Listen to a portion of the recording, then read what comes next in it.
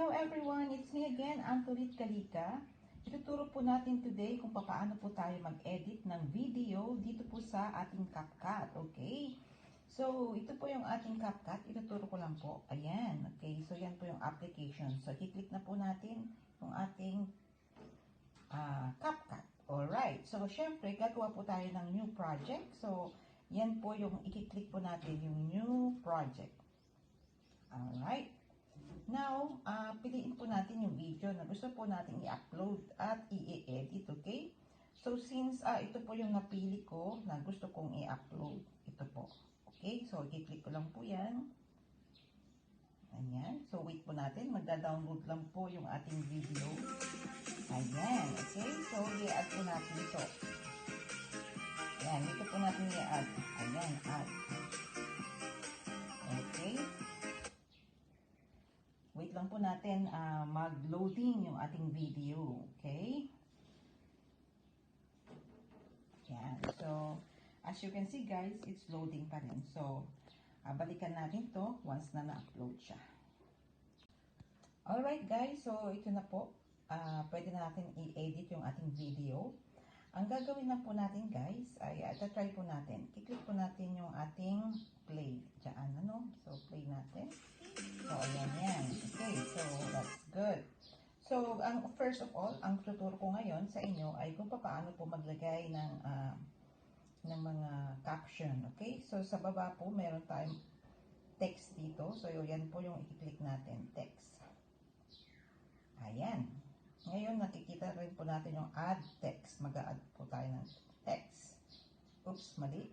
So, gawin natin, nagkamali. Balik natin. And then, add text. Yung napindot ko pala is sticker. Okay, so now guys, pipiliin muna natin yung fonts na gusto natin. Ano? So, kiklik natin yung fonts.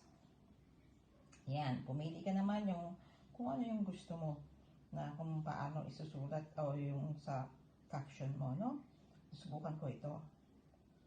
Ayan. So, as you can see guys, may mga pro dyan, may mga bayad dyan. So, kung gusto mong mabayad, gawin mo yan. Alright, pero kung ayaw mo, click mo yan, napili mo, and then click yung tinatawag po na check dito. Okay, click natin. Ayan. So, ngayon, ulitin po natin. So, fonts. Okay, piliin natin yung gusto nating fonts. Oopsie. So, ito. Yan. Okay. So, click. Ay, nawawala siya. Ulit. Okay. So, mamaya na natin i-edit yung fonts natin. Ilagay muna natin yung 1. Okay. On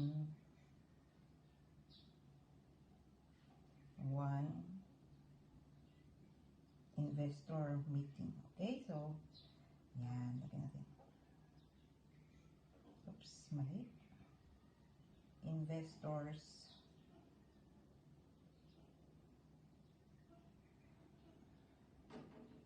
Ayan.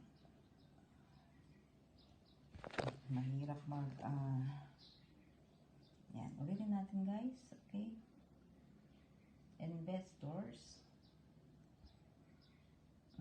Mali. Ayan, investors. Tapos, i-down natin. Meeting. Okay, so ngayon pipiliin ko yung fonts na gusto ko guys. So, right, nawawala tayo sa screen. So, right, nawawala tayo sa screen. Okay, so italic. Okay, and then style. Anong color yung gusto mong ilagay? Okay, so pipili ka rito guys. Subukan ko yung pangalan niyan, yung A na yun, okay? Yung may color red. And then, syempre, bago nyan, gusto ko naman lagyan dito ng animation. Kung ano ba yung paano siya papasok, okay? So, marami dito. Halimbawa, itong gusto ko, nagbabago yung kanya. So, pwede mong i-adjust dito kung gaano ka kabilis o kabagal, okay? Ayan. So, as you can see guys, ayun na siya. Pwede mo nang i-drag kung saan mo gusto ilalagay. Lagay ko sa taas. And then, dito rin, sa baba na to, pwede kong idiretso. Okay? So, diretso ko yan till sa end ng aking video. And don't forget to delete po itong CapCut. Alright? I-delete po natin yun. Ngayon guys, syempre, gusto kong lagyan na akin ito. So, creation ko to. So, dagdagan natin ng add text. Ito yung pangalan natin o pangalan mo. Okay? Yan. So, ilalagay ko na yung pangalan ko.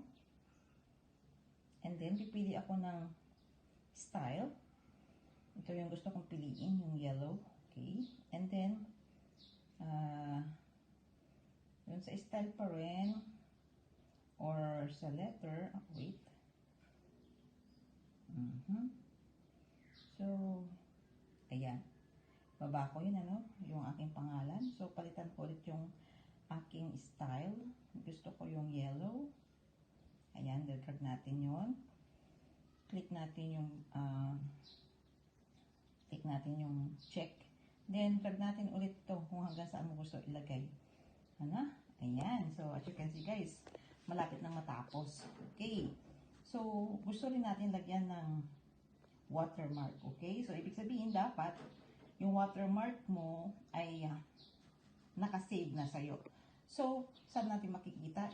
Ibabalik lang po natin ito sa pinaka-page. Okay. So, as you can see, merong overlay. Click po natin yung overlay. And then, click natin add overlay. Alright. So, piliin mo kung saan mo nalagay yun, Halimbawa, photo yun. Puntahan mo yung watermark na yun. Okay, so, halimbawa, itong Team Gold Storage BLC yung gusto kong ilagay. Ito yun, okay, yung watermark. So, kiklik lang siya. Then, i-add mo siya. And then, wait mo na ito ay mag-download. Okay, so, wait mo lang siya. So, na-upload o nag-load na itong ating watermark. So, ang gagawin natin guys, itong watermark, pwede mo i-adjust yung gusto mong laki o liit. And then, taas mo doon kung saan mo gustong ilagay. Halimbawa, dito siya. As you can see, nawala yung ating watermark, ha? So, dito dapat. Ayan, kasi nalagay ko sa hindi video. Okay, so, lagyan natin hanggang sa pinakadulo.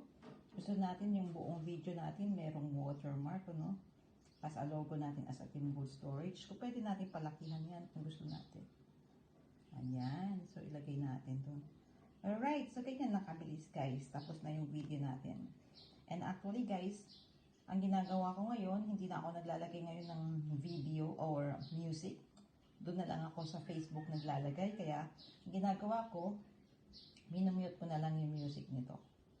Okay, and then don't forget to choose your over. Okay, pipiliin mo ngayon. So, ito ang gusto ko na kuhan, yung dalawa. Ayan, so yan ang pinili ko. And then, isa-save mo siya.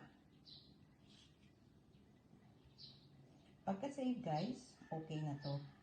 So, pwede mo na siyang i-download.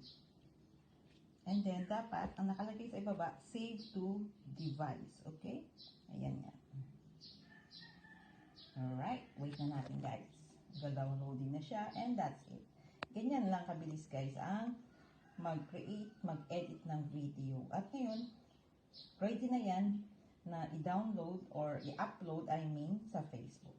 I hope marami kayong natutuhan, guys, It's me again, Antolit Scalica, one of the TGS BLC leaders.